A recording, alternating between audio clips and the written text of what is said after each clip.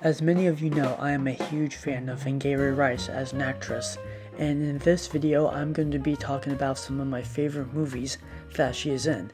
Not every one of her projects stands out to me, but the ones that do really do work for me, and I really enjoy them a lot. So we're going to be talking about some of my favorite movies. Let's get to it.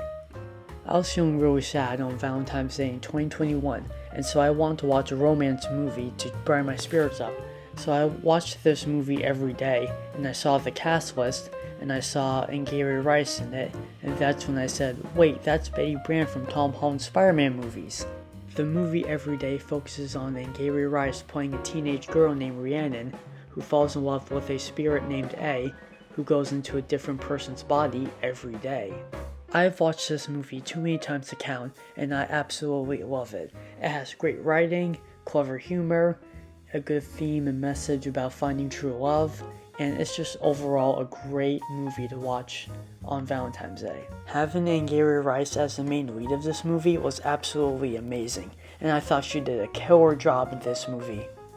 When I saw Angourie Rice in the trailer for Honor Society, I was definitely eager enough to watch this on streaming, and boy oh howdy, it was a great movie. Don't get me wrong, there are definitely a lot of comedy movies that I actually enjoy watching, and they do make me laugh quite a lot, but I feel like Honor Society just takes all of the vanilla cake and eats up that frosting as well, because it's my #1 favorite comedy ever. What did he say? The movie Honor Society focuses on Angourie Rice as the main character known as Honor, who is a high school student who really wants to go to college at Harvard.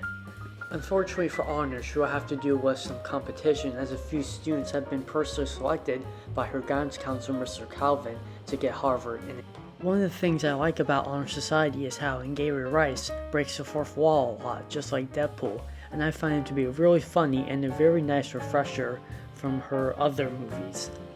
There is also a lot of funny humor in this movie as well, and since it has an R rating, it can be as nasty as it wants to with adult humor, and it is straight up hilarious. I cannot stop laughing at it. I also really like the supporting cast of the movie as well, such as Gaten from Stranger Things as Angourie Rice's enemy turned friend, to Christopher Mintz as Honor's guidance counselor, who you may recognize as McLovin from Superbad, which is another comedy movie that I actually enjoy.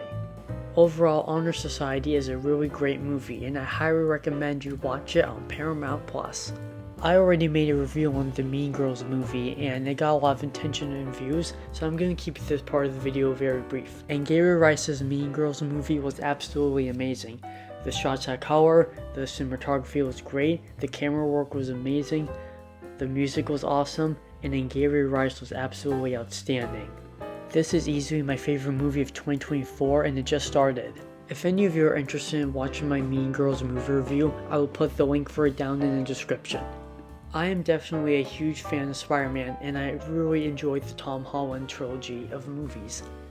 One of the many things I like about Tom Holland's Spider-Man trilogy is Angourie Rice as Betty Brant, even despite her very minimal screen time she has in the movies. In the comic books, as well as Tobey Maguire's Spider-Man trilogy, Betty Brant is an adult who works at the Daily Bugle, which is run by the angry Spider-Man hater J. Jonah Jameson. When it comes to Angourie Rice's portrayal of Betty Brant in the Tom Holland movies, however, she is a teen girl who is classmates with Peter Parker. Throughout the Tom Holland movies, Betty does stuff like make news reports for her high school, encounter Spider-Man in Europe, dates Ned Leeds, and even talks about Spider-Man on the Daily Bugle TikTok account. While it is a shame that Angourie Rice has very little to do in Tom Holland's Spider-Man movies, I am hopeful that Sony and Disney will bring her back for the next trilogy of movies, because she was definitely a highlight for me. With all that being said, thank you all so much for watching my newest video. Please be sure to like, comment, share, and subscribe, and I hope to see you next time.